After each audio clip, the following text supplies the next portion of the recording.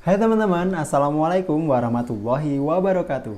Selamat datang di channel dakwah milenial, di mana kita akan mempelajari tentang pendidikan agama Islam kelas 3, 4, 5, dan 6 sekolah dasar atau madrasah ibtidaiyah. Sebelum ke materi, saya mau ingatkan ke kalian, jaga selalu protokol kesehatan 5M plus 1D, yaitu doa. Dan vaksinasi itu penting. Sebelum kita ke materi, jangan lupa alat tulisnya disiapkan. Pada kesempatan kali ini kita akan mempelajari tentang menghindari perilaku tercela. Jika kemarin kita sudah membahas fasik, maka kali ini kita akan membahas tentang murtad dan sedikit tentang pilih kasih. Kita langsung mulai aja. Kita mulai dengan basmalah. Bismillahirrohmanirrohim. Materi yang pertama yaitu perilaku murtad. Apa itu murtad? Nah, pasti kalian sudah pernah dengar dong, orang yang keluar dari Islam memeluk agama yang lain selain Islam. Nah, itu namanya murtad. Murtad merupakan suatu fenomena yang cukup banyak terjadi di masyarakat. Kadang masyarakat itu pindah agama karena tergiur uang, jabatan, atau yang lain. Nah, faktor ekonomi, faktor yang lain itu adalah faktor dari luar yang mendorong orang itu keluar dari agama yang dia yakini sebelumnya, yaitu Islam. Murtad menurut bahasa berarti meninggalkan atau keluar dari agama. Sedangkan menurut istilah adalah orang yang meninggalkan atau keluar dari agama Islam dan memeluk agama lain, sehingga hukumnya menjadi kafir. Jadi murtad itu adalah keluar dari Islam dan memeluk agama lain. Agama lain itu apa? Entah itu Konghucu, Hindu, Buddha, Kristen, Katolik, dan lain-lain. Pokoknya yang selain Islam itu namanya kafir. Di dunia ini hanya ada dua, orang Islam dan orang kafir. Kalau nggak Islam yang namanya kafir. Kalau kafir berarti bukan Islam. Orang yang kafir itu adalah orang yang selain agama Islam. Entah itu apapun namanya kafir. Non muslim pak, non muslim itu namanya kafir, sama, bahasanya aja yang berbeda. Non muslim lebih manusiawi pak daripada kafir, lebih lembut, sama aja. Non muslim sama kafir itu sama. Pokoknya di dunia ini hanya ada dua, muslim dan kafir. Orang muslim berarti orang itu adalah orang Islam. Selain Islam, entah itu menyembah apa, berhala, menyembah patung, menyembah pohon besar, menyembah api, menyembah apalagi matahari dan lain-lain, itu namanya orang kafir. Dan murtad itu keluar dari Islam memeluk agama lain ataupun tidak beragama sama sekali, itu juga kafir, sama saja. Padahal Islam adalah agama yang paling sempurna dan sudah final, sudah tidak ada lagi kitab setelah Al-Quran dan tidak ada lagi nabi setelah Nabi Muhammad SAW. Pada Al-Quran surat Al-Ma'idah ayat 3, nah itu adalah ayat di mana Allah telah memberikan isyarat bahwa Al-Quran sudah sempurna, tidak ada lagi kitab setelah Al-Quran. Yang artinya saja ya, pada hari ini telah kusempurnakan untuk kamu agamamu, agama Islam, bukan agama yang lain. Jadi dulu itu ada Zabur, ada Taurat, ada Injil, dan terakhir Al-Quran. Ketika Al-Quran ini sudah lengkap, sudah diturunkan oleh Allah, maka 3 kitab sebelumnya sudah tidak berlaku lagi. Kita sebagai umat Islam dalam rukun iman ada yang namanya iman kepada kitab Allah, yaitu rukun iman yang ketiga. Nah, kita sebagai umat Islam harus mengimani, mempercayai bahwa ada Zabur, Injil, dan Taurat yang diturunkan oleh Allah. Dan yang terakhir adalah Al-Quran. Untuk 3 kitab ini kita cukup meyakini saja, tidak boleh memakainya lagi sebagai pedoman. Kenapa? Karena sudah ada Al-Quran. Al-Quran ini yang menggantikan, menyempurnakan dari kitab-kitab yang terdahulu. Nah, keluar dari agama Islam merupakan sifat yang sangat dilarang oleh Allah dan Rasulnya. Kenapa? Karena keluar ini yang namanya murtad ini akan menjadikan orang itu yang tadinya selamat menjadi orang yang tidak selamat. Yang tadinya muslim jadi kafir. Yang tadinya mau masuk surga akhirnya masuk neraka karena tidak selamat. Nah, dalam Al-Quran surat Ali Imran ayat 85, barang siapa mencari agama selain agama Islam, maka sekali-kali tidaklah akan diterima agama itu darinya. Dan ia di akhirat termasuk orang-orang yang merugi. Orang yang keluar dari Islam atau memeluk selain agama Islam itu akan merugi. Merugi di mana? Nanti di akhirat. Mungkin di dunia ini orang Kristen, orang Katolik itu punya mobil mewah, punya rumah mewah, HP mewah, apalagi bajunya bagus, apalagi semuanya pokoknya serba bagus. Nah, itu di dunia ini, dan itu bukan sesuatu yang luar biasa, karena di dunia ini nikmat yang diberikan oleh Allah itu hanya sedikit, tidak bisa dibandingkan dengan nikmat di akhirat. Seumpama nikmat di akhirat itu selautan luas, di dunia ini hanya seberapa? Celupkan jarinya ke lautan lalu diangkat, ada air yang menetes. Nah, air yang tertinggal di tangan itulah nikmat yang ada di dunia ini. Nikmat di akhirat seberapa? Selautan luas, banyak sekali, nggak bisa dibandingkan. Dan orang-orang murtad meskipun mereka hidup di dunia ini senang, uangnya banyak, bisa membeli apapun, tapi nanti di akhirat dia akan merugi, masuk neraka. Neraka itu tempat yang seburuk-buruk kembali oleh Rasulullah, oleh Allah, dilarang atau kita dipandu jangan sampai kita masuk neraka. Dilarang untuk murtad sehingga jangan sampai masuk neraka. Nah, neraka itu seburuk-buruk tempat. Kamu makan tidak enak, tidak mengenyangkan. Kamu minum tidak ada yang enak, tidak ada yang baik di sana. Semuanya buruk. Bahan bakarnya dari manusia dan batu. Nah, akibatnya apa kalau orang itu murtad atau keluar dari Islam? Yang pertama, amal ibadahnya terhapus. Selama bertahun-tahun dia sholat, puasa, zakat, atau bahkan dia sudah berhaji.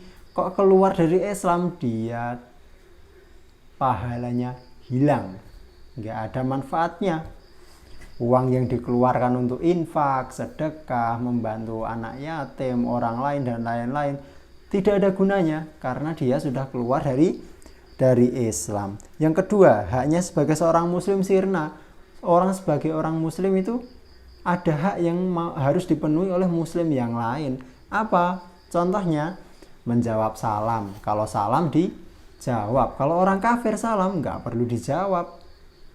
Dijawabnya gimana? Waalaikum gitu saja. Nah, terus mengunjungi yang sedang sakit. Kalau orang sakit biasanya kan dikunjungi. Kalau orang itu murtad keluar dari Islam, kamu nggak berkunjung, nggak menjenguk, nggak apa-apa. Terus mengiring jenazahnya. Orang kafir itu kalau kita ada tetangga kita yang murtad keluar dari Islam kok meninggal, kita nggak perlu nyolatke, nggak perlu membawa ke makam dan lain-lain. Tidak usah mengurusi jenazahnya, apalagi mengiringi jenazahnya. Terus memenuhi undangannya, kalau nikahan, kalau ada acara kamu nggak datang nggak apa-apa, karena dia orang kafir. Yang terakhir mendoakan jika bersin. Orang kafir itu nggak usah didoakan, karena orang kafir itu mau didoakan nggak didoakan, mau berbuat baik atau berbuat buruk, dia tetap penghuni neraka. Penghuni neraka karena apa? Karena kekafirannya. Meskipun orangnya baik, membantu orang miskin, membantu anak yatim, menyekolahkan orang yang tidak mampu, terus bagi-bagi sembako dan lain-lain, itu tidak ada manfaatnya. Dia mau berbuat baik yang banyak ataupun yang sedikit, semuanya tidak ada manfaatnya bagi dia. Di akhirat nanti nggak ada nggak ada pahala untuknya. Terus yang ketiga, tidak mewarisi dan tidak diwarisi hartanya. Nah, kalau dia punya bapak kok meninggal, dia tidak dapat warisannya. Bapaknya Islam, anaknya kok keluar dari Islam, nanti kalau bapaknya meninggal nggak dapat warisan. Terakhir, haram menikahi seorang muslimah. Orang kafir tidak boleh menikahi orang Islam. Orang Islam tidak halal bagi orang kafir. Nah, yang terakhir, cara menghindari murtad. Bagaimana cara menghindari murtad? Nah, yang penting kita pertama harus percaya dulu dalam hati bahwa Islam ini adalah agama yang paling benar. Dan yang terakhir, dan gak ada lagi agama setelah Islam. Islam sudah paling yang sempurna. Terus apalagi kita memahami isi kandungan dari Al-Quran dan hadis. Kita pahami Islam. Islam itu dari mana? Paham Islam dari Al-Quran dan hadis. Bagaimana caranya memahami Al-Quran dan hadis? Tentunya kita tidak bisa memahami sendiri. Kita harus ikut di pengajian-pengajian, ceramah-ceramah, dan lain-lain. Terus apa lagi? Menjauhkan diri dari orang-orang yang berperilaku buruk. Orang-orang kok sekitarnya kok Kristen-Kristen. Orang-orang kok sekitarnya Konghucu atau Katolik, Hindu, Buddha. Nah, kamu cari lingkungan yang sama-sama orang Islam, sama-sama Muslim. Nanti kalau sholat kamu diajak, kalau puasa kamu diajak. Nah, itu akan membuat kamu lebih mantap lagi untuk memeluk Islam. Yang terakhir, senantiasa memupuk keimanan dan keislaman dengan cara selalu berbuat baik dan gemar beribadah, selalu mengingat Allah. Nah, pada materi selanjutnya kita akan sedikit menyinggung tentang pilih kasih. Nah, pilih kasih ini adalah sifat di mana orang itu membeda-bedakan dari satu orang dengan orang yang lain. Padahal manusia itu di sisi Allah sama, derajatnya sama. Yang membedakan satu manusia dengan yang lain apa? Ketakwaannya. Dan takwa itu di mana? Takwa itu di hati. Kita nggak bisa lihat orang ini bertakwa. Oh, ini kalau kemana-mana pakai peci pasti bertakwa. Nggak bisa, karena takwa itu di dalam hati, bukan di pakaian, bukan di cara jalannya, dan lain-lain. Pilih kasih ini biasanya dilakukan oleh seseorang untuk memandang orang lain. Ada yang dipandang lebih tinggi, ada yang dipandang lebih rendah derajatnya. Contohnya, ada satu kelas ada satu anaknya Pak Presiden, yang satu anaknya tukang becak. Ketika anak presiden ini berbicara, langsung pada diem, langsung diterima meskipun perkataannya itu kurang benar. Tapi ketika anak si tukang becak ini berpendapat, meskipun dia benar karena anak tukang becak, maka diremehkan oleh yang lain. Nah, itu tidak boleh. Itu termasuk pilih kasih, dan itu akan berdampak panjang. Ada sakit hatinya karena dibeda-bedakan. Ada tidak keharmonisan nanti di kemudian hari sama teman-temannya. Kalau diajak ngobrol dia terus minder sendiri, atau tekanan mental, dan lain-lain. Jadi pilih kasih itu dilarang dalam agama. Karena apa? Karena semua manusia itu diciptakan oleh Allah Subhanahu wa taala sama derajatnya. Yang membedakan adalah ketakwaannya, bukan pangkatnya, bukan uangnya, bukan jabatannya, bukan anaknya siapa, keturunan siapa, bukan. Orangnya anaknya Pak RT, Pak RW, atau Pak Camat, kalau salah ya salah. Anaknya tukang becak, kalau salah ya salah. Anaknya Pak Presiden benar ya benar. Anaknya tukang becak benar ya benar. Tidak boleh dibeda-bedakan. Oh, ini anaknya presiden, salah-salah anaknya presiden serapopo lah, ditompo bener ke, nggak boleh. Anak tukang becak meskipun benar, anak tukang becak. Nah, tidak boleh meremehkan orang lain, tidak boleh pilih kasih. Semuanya harus dilakukan secara sesuai dengan ketentuan agama. Harus adil, harus dalam memandang seorang itu harus adil, nggak boleh karena suku, ras, agama, pekerjaan, harta benda, dan lain-lain. Semua manusia diciptakan oleh Allah itu sama, tujuannya untuk beribadah kepada Allah dan hidup di dunia ini untuk menggapai kehidupan di akhirat. Bukan untuk mencari kehidupan dunia, bukan untuk mencari pangkat, bukan untuk mencari uang dan lain-lain. Anaknya presiden sama anaknya tukang becak sama, semuanya hamba Allah, semuanya manusia diciptakan oleh Allah ke dunia ini untuk beribadah dan tujuan akhirnya di akhirat, bukan di dunia. Maka kita sebagai manusia jangan sampai pilih kasih, harus adil. Sama teman-teman gak boleh pilih-pilih. Nah, kalau mau dekat sama teman gak boleh pilih-pilih. Tapi ingat, untuk mencari sahabat harus memilih. Kita benar tidak boleh pilih kasih, tidak boleh pilih-pilih teman, iya, tapi kalau untuk memilih sahabat karib, dekat, kita harus memilih. Jadi bedakan ya sahabat dengan teman. Kalau teman kita harus dengan siapapun kita berteman, tapi kalau sahabat kamu harus pilih orang yang bisa membantu kamu untuk menjadi lebih baik. Kalau kamu punya sahabat kok suka mabuk, jangan dideketin. Nah, itu bukan kok pilih kasih, bukan, tapi menjaga kita dari perbuatan yang buruk. Nanti kalau kita dekat dengan orang pemabuk biasanya ikut mabuk. Kalau kita dekat dengan orang sholat biasanya ikut sholat. Jadi kita mencari sahabat dekat itu yang baik-baik. Tapi kalau untuk berteman, dengan siapa saja silahkan berteman. Nah, semoga mudah untuk dipahami. Untuk kesempatan kali ini cukup sekian materinya. Jangan lupa ya yang tadi dicatat yang penting-penting.